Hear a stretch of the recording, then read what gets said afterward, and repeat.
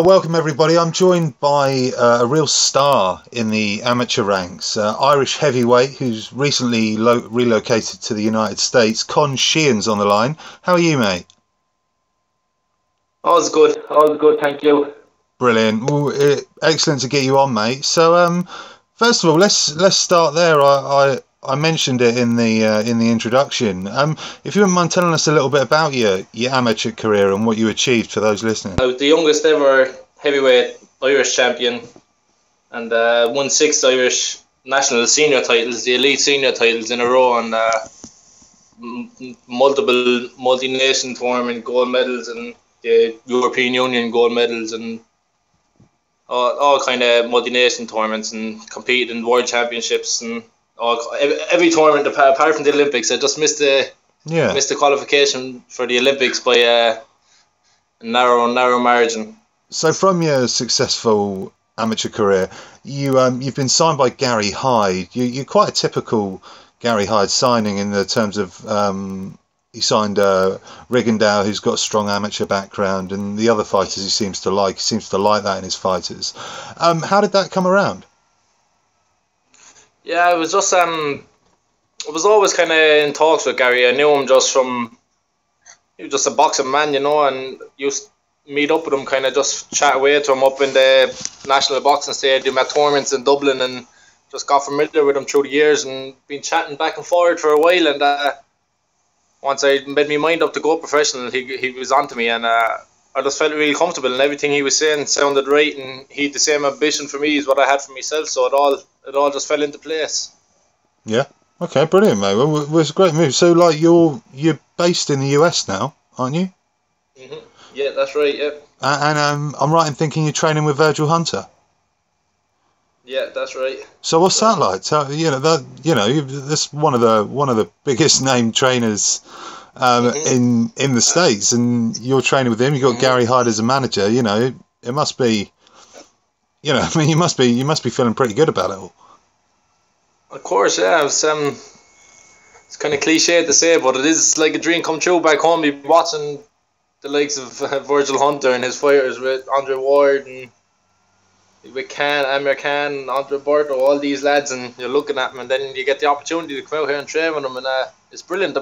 From this short amount of time I'm out here, I can honestly say I'm after coming on leaps and bounds, and really viewing the sport from a different perspective over him. Like, he's after giving me a lot to think about, and he's really, really patient. He's a very different trainer from anything I've come across before, but cool. It suits me. His style of boxing really, really suits me, and I enjoy it a lot. Yeah. Okay, I like it. Well, so you talk about being there with the big names. So you're regularly in, training with the likes of Amir Khan and Andre Ward and things like that. That must be. You say you're coming on leaps and bounds. That must have a big part to do with it. Of course. Watching Khan go through his training camp there for the Algeria fight just past. It was a big eye opener, to see the work and the intensity that goes in over the couple of weeks camp. It was really intense, and it was, like I said, just a complete eye opener, and just really gives me something to aim for. Makes you know what's expected of you training at this quality gym, and what's expected of you, how much effort they're going to expect you to put in, and it's crazy.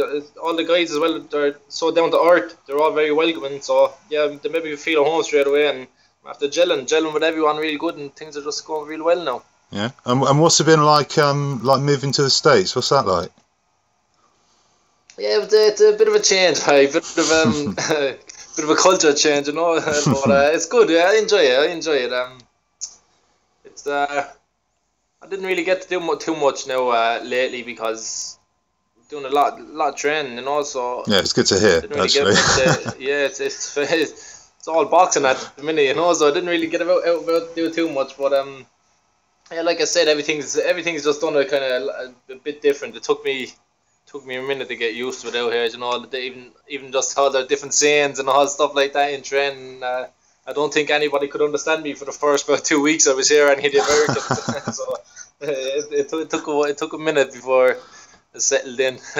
Okay, mate, brilliant. Well, it sounds like you're having a great time. You're in America. Did you not have any offers from Ireland or the UK? Well, I was getting had a plenty of options, but like I said, I've known Gary for a long time, and when I was sitting down and actually talking about signing with him, everything he was saying just really hit home with me, and something just clicked that didn't when I was chatting to other people, and he understood what I was looking for, and he agreed with me what I was looking for, and I told him told him that I wanted a good trainer. I didn't want to be kind of messing about. I don't want to be going from trainer to trainer, especially starting out. I want to finish where I start. I don't want to be one of these kind of people who's going to be jumping from trainer to trainer or anything like that. But he delivered. He got me one of the best trainers in the world, great strength and conditioning coach. And everything's perfect. I really landed on my feet signing with Gary. Yeah, it sounds so, mate. It really does. So, when you haven't made your professional debut yet, when are you looking to do that? Yeah, I was meant to make my debut, but it fell through, and now I have my visa is up, so I have to go home this week, and I'll be back home for a month. Then when I come back out, then I'll be making me debut in August. That's the plan. Oh, okay, cool. I'll have me P1 visa then as well, so I won't be under any pressure or under any time limit, Yeah. Okay, cool. Yeah, I don't know how any of that works, to be honest. All the visa systems. So that's it. Yeah, crazy, man. Yeah. Okay. Well, cool. So you're back for a month, then you go back out, looking for your first fight. So, you're talking about all the training you've done. What sort of fighter can we expect you to be?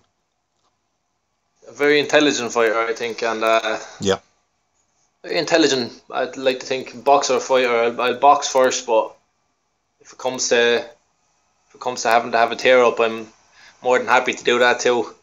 But yeah, like I said, Virgil's style is very smart, very intelligent. Really kind of typical hit and don't get hit, but it's not so much of a moving style. You're in the pocket the whole time, all subtle movements, and it's something, that type of boxing that just really hits home with me. I love that type of boxing, always did, and he's had to bring my game onto another level after such a short period of time. I'm excited to see how far he can get me. Yeah, wicked, mate. Well, it's good signs. It's very good signs. Well, yeah. Talking about your division, the heavyweight division, it's been redundant for a long time. It seems to be gathering some real pace at the moment. Who's your sort of like? Who do you think the other? You got Klitschko, but who do you think can take over after Klitschko? Well, I think there's like you were saying, it went through a bit of a slump. The heavyweights went through a bit of a bad patch, but it's really starting to pick up now. There's a lot of exciting talents coming from all parts of the world, between Russians, and they have Joshua back in the UK, who's just going through people for sport. He's a massive prospect. The Americans, Deontay Wilder, it's really up in the air. Once Klitschko packs it in, I think it's up in the air, and it's going to be a free for all for them belts, because I don't think there's anybody who's actually a real standout at the minute, like who you can clearly say is going to take over. There's going to be a big challenge for everybody, But like I said, once Klitschko leaves, it's going to be a free for all. I think the potential is there all over the world, not just in one particular spot. Yeah, well, I bet it could be a period of great fights all the time. Well, what's your thoughts on Tyson Fury? Do you think he can beat Klitschko? I think he can. We give him a lot of problems than myself, because Fury has the perfect attitude. You can't knock the man. He has the perfect attitude. I don't think he's scared to lose, and I don't think he's scared to fight. And you need that to beat Klitschko. Fury's a big, strong heavyweight, and he really is coming to fight. He proved it. He'll get off the canvas, and he'll fights down to win. So you have to give him his due. He really does come to fight, and I don't think too many people have tested Klitschko in the last so many years, and he don't like that type of fight that Fury will bring to him. I hope that fight happens soon, and we get to see that, because it's an interesting one. Yeah, definitely. I can't wait for that one. Well, Talking about this is a sort of question I asked a lot of young fighters. Well, you know, is there a fighter you look up to from the past, or someone you sort of admire? Yeah, yeah. There's a lot of people, and mostly all my kind of childhood heroes are all amateur boxers from back home, the likes of Andy Lee and like that, and recently now Carl Frampton back home, who used to be my teammate on the team and all, made my teammate on the Irish team, and just looking at what they're doing now, and they're really starting to give people back home belief that they can go on and achieve the things that they're achieving, and it's great to see. Yeah, Irish boxing's looking really promising at the moment. You've got the likes of Spike O'Sullivan's out there doing his thing. Spike O'Sullivan, yeah. Yeah, I've had him on recently. You know, and the Matchroom show out there received amazing. It looked amazing. I wasn't there, but had a real atmosphere about it. And then obviously you had the Frampton fights as well. Is that something you aspire to do? Go back to Ireland and fight? You know, Of course, man. That's the dream, to go back and have a big fight back in Ireland. It would be brilliant, you know, a big significant fight, and hopefully it will happen. And even to come back and hopefully someday be fighting on undercard of probably Andy Lee fight or Frampton. It'd be brilliant just to go back home, fight back home, you know. Yeah. Because the crowd, the atmosphere that the Irish fans bring is something else, you know. It really is. Yeah, it really is. It really is. I'd have to it's on my to-do list. Going to Ireland to watch a fight. Well, brilliant, mate. Well, thanks so much for coming on, buddy. It's been really nice to talk to you.